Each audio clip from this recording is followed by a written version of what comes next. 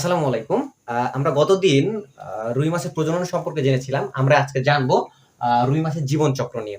ঠিক আছে? তাহলে জীবন চক্র যদি দেখি তাহলে এর আগে আমরা নিষেকের পুরো ব্যাপারটাই দেখেছিলাম। তো এখন আমরা মেইনলি জানবো যে এদের জীবন চক্রটা কিভাবে চলে। তাহলে এদের জীবন চক্রের যে ব্যাপারটা সেটা হচ্ছে এরা যখন পুরুষ অবস্থায় থাকবে, পূর্ণাঙ্গ পুরুষ অবস্থায় থাকবে আর পূর্ণাঙ্গ স্ত্রী অবস্থায় থাকবে।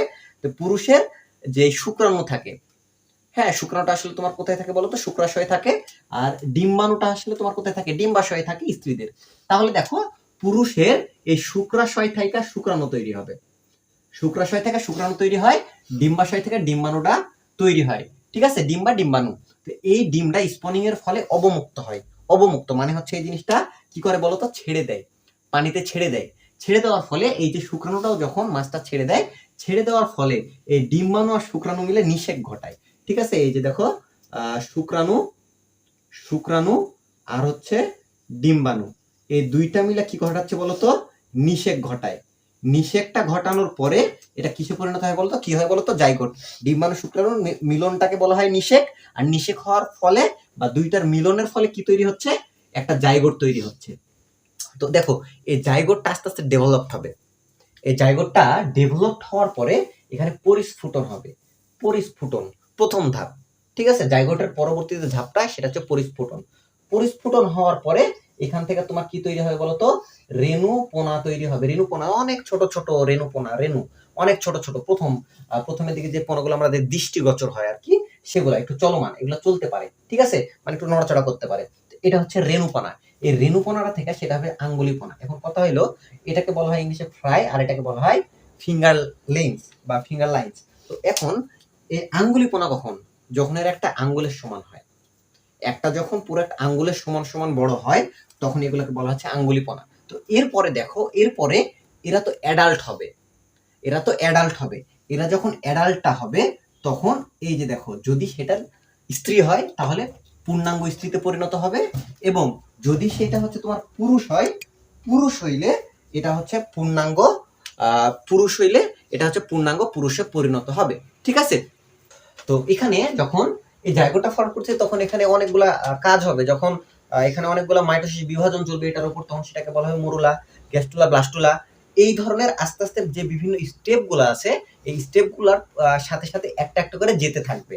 যাওয়ার পরে এটা যখন আসলে তোমার, তারপরে দেখো এখানে যখন গ্যাস্টুলাটা আসবে, গ্যাস্টুলা যে একটা স্টেজ আছে, স্টেজ আসার পরে এখানে অর্গানোজেনেসিস হবে। অর্থাৎ এখানে তোমার কি হবে, যে এদের যেই অঙ্গ প্রত্যঙ্গগুলো আছে এগুলো আস্তে আস্তে তৈরি হওয়া শুরু করবে। তো যখন অর্গানোজেনেসিসটা হওয়ার পরবর্তীতে 15 থেকে 18 ঘন্টা পরে, ডিমটা নিষিক্ত হয়ে যাওয়ার পরে 15 থেকে 18 ঘন্টা, 15 থেকে 18 ঘন্টা, 15 থেকে 18 ঘন্টা যখন সময়টা চলে যাওয়ার পরে তোমার কি হবে বলতো? এই যে এটা চলে যাওয়ার পরে এরা হচ্ছে বেরিয়ে আসে। ঠিক আছে? ওই দশাটা থেকে বের হয়ে চলে আসতে পারে। ঠিক আছে? এটাই বলা হচ্ছে তোমাদের এখানে। হ্যাঁ, মানে লার্ভা, এদের যে ডিমের ভিতরের জায়গাটা থাকে, এখান থেকে লার্ভাটা এই যে 15 থেকে 18 ঘন্টা পরে চলে আসে। এখন তোমাদের বইয়ের শেষের দিকে আছে রুই মাছের সংরক্ষণ। এখন রুই মাছের সংরক্ষণ নিয়ে আসলে একটা আলাদা ভিডিও বানানোর কিছু নেই আমার মতে। তবে হ্যাঁ, ঘ নাম্বার এখান থেকে প্রশ্ন আসতে পারে। সেটা হচ্ছে রুই মাছের সংরক্ষণ। রুই মাছের সংরক্ষণ। রুই মাছের সংরক্ষণটা আসলে তোমাদের পড়া লাগবে। তাহলে দেখো, রুই মাছের সংরক্ষণটা আসলে আমরা হালদা নদীতে করি। তো এটা তোমরা সংরক্ষণটা কিভাবে করবা? অর্থাৎ মা মাছ ধরা যাবে না, তারপরে হচ্ছে রেণুপোনা ধরা যাবে না, ছোট ফিঙ্গার লাইন্স গুলো ধরা যাবে না।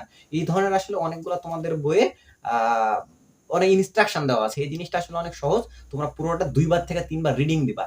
2 বার থেকে 3 বার রিডিং দিলে আমি আশা করি তোমাদের রুই মাছের সংরক্ষণে তো কোনো সমস্যা থাকবে না। এটা আসলে পড়ে দেওয়ার কোনো কিছুই নাই। তো এখান থেকে আমাদের সবচাইতে বেশি ইম্পর্টেন্ট জায়গাগুলো হচ্ছে তোমার হৃৎপিণ্ডের গঠন, শ্বসন, ফুলকার গঠন, প্রজনন, আর লাস্টের এই যে রুই মাছের সংরক্ষণটা আসলে অনেক বেশি ইম্পর্টেন্ট আর কি। তোমরা এই জিনিসগুলো পড়বা। তো এই ছিল হচ্ছে আমাদের রুই মাছের একটা ভিডিও সিরিজ। আমি রুই মাছ পুরো চ্যাপ্টারটাই এই কয়টা 6টা-7টা ভিডিওর মধ্যে আসলে আমি করে দেওয়ার চেষ্টা করেছি। তো আমি আশা করি যে এখানে যেই 6টা থেকে 7টা ক্লাস দেওয়া আছে, এই 6টা থেকে 7টা ক্লাস রুই মাছ চ্যাপ্টারের জন্য এনাফ।